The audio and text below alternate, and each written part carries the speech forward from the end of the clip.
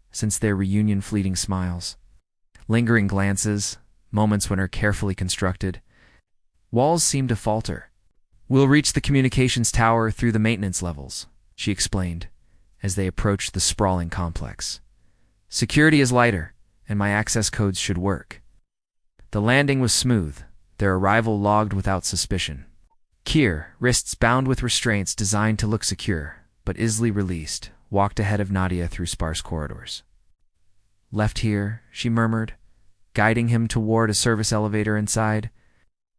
She released his restraints, their faces close in the confined space. For a moment, neither moved, breath mingling, eyes searching for answers to unasked questions. "Nadia, ... Kier's voice was rough with emotion. She leaned forward, brushing her lips against his tentative questioning. He responded with years of pent-up longing, pulling her closer, hands tangling in her hair, loosening it from its severe style. When they broke apart, something had irrevocably changed between them. No longer divided by mistrust, they stood unified, by a connection that had survived separation, betrayal, and war. "We should focus on the mission," she whispered, but made no move to step away. "The mission," he agreed, tracing the line of her jaw with his thumb. "And after?" A smile, genuine, unguarded, transformed her face. "After we finish what we started, together." The elevator doors opened to the dimly lit maintenance level. They moved forward in perfect synchronization, a team reunited, toward a communication array that could change the course of the war and their lives forever. The Dominion headquarters burned against Callisto's night sky, flames reflecting off the icy surface of the distant ocean. From their vantage point on the ridge, Nadia and Kier watched evacuation vessels streaming from landing bays, emergency protocols in full effect. The broadcast reached all resistant cells, Kier confirmed, lowering his field glasses. "Operation Sunfall is compromised. They're scrambling to adjust." And Jace, "Resistance Command has issued a capture order. Her network is being dismantled." As we speak, he turned to her, face illuminated by the distant fires. "You did it, Nadia." "We did it," she corrected, eyes reflecting the flames. "But it's not over. Mercer is still out there." Their stolen vessel was hidden in a ravine 2 kilometers away, prepped for immediate departure. The plan was to rendezvous with Resistance forces at the Hyperion outpost, where Nadia's evidence against Admiral Mercer would be analyzed, and a new strategy formed. But first, there was unfinished business. They made their way down the ridge, moving silently through red scrubland. According to intelligence, Mercer had abandoned headquarters for his private compound on the far side of the settlement. Fortress rarely visited by anyone outside his inner circle. "Are you sure about this?" Kier asked as they approached the compound's perimeter. "We could wait for reinforcements." Nadia checked her weapon, expression resolute. 5 years, Kier. 5 years of living a lie. Watching him destroy worlds while I fed him just enough information to maintain cover. This ends tonight. Security was minimal. Mercer had never expected his sanctuary to be discovered. They bypassed the outer sensors using codes Nadia had memorized years ago. Advancing toward the central structure, a low building of stone and steel nestled against a natural rock formation. Inside, silence greeted them. Empty corridors led to a central chamber where massive viewport revealed Callisto's desolate landscape stretching to the horizon. Admiral Mercer stood facing the view, back to the door, seemingly unarmed. "I wondered when you'd come, Captain Voss." He didn't turn. "Or do you prefer your Resistance title now?" "Commander, wasn't it?" "It's over, Mercer," Nadia said. "Weapon. Trained on his back, the Resistance knows about Sunfall. They know about Jace." He turned slowly, age-lined face impassive. "One operation, one informant.